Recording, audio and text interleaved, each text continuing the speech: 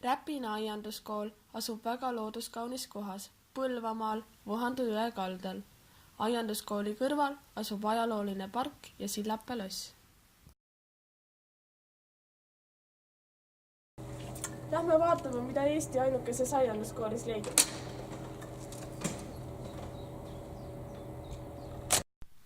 Meie koolis on võimalik õppida aiandust, maastikuehitust, floristikat, keskkonnakaitset ja kaugõppe baasil tekstiili. Lisaks on meil palju võimalusi vaba aja veetmiseks. Meil on võimaluste rohke jõusaal nii koolis kui ka ühiselamutes. Tegutseb kokandusring, lauluring, tehnikaring, lilleseadering, võrkpall ja palju muud. Meil on kaasaegsed õppimisvõimalused, mis võimaldavad meil oma loovust maksimaalselt proovile panna ja ehitada nii mõndagi silmapaistvat. Erialad ei ole ainult töömaa, vaid suuresti kooskõlastatud nii õpilaste kui ka õpetajate hobidega. Paljudel meie õpetajatel on uhked aiad, nii et nad õpetavad õpilasi oma enda kogemuste põhjal.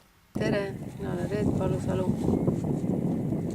Õpilasi motiveerida pole kerge, aga kirg ja sisemine rahulolu aitavad seda korraldada.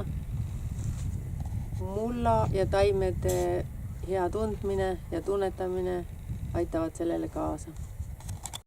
Räpina aianduskoolil on ka palju koostööpartnereid Euroopas. Õpilastele võimaldatakse välispraktikat Soomes, Austrias, Saksamaal, Prantsusmaal, Taanis ja paljudes muudes riikides. Lisaks toimuvad ka õppenädalad välisriikidesse. Eesti-siseselt korraldatakse ekskursioone ettevõtetesse ja tehakse ühiseid ettevõttepraktikaid. Meil on palju aktiivseid õpilasi. Osaletakse kutsekoolide suve- ja sügispäevadel, mälumänguvõistlustel ja erinevatel konkurssitel. Lisaks on võistlustelt Noormeister, Euroskills ja WorldSkills saavutatud auhinnalisi kohti.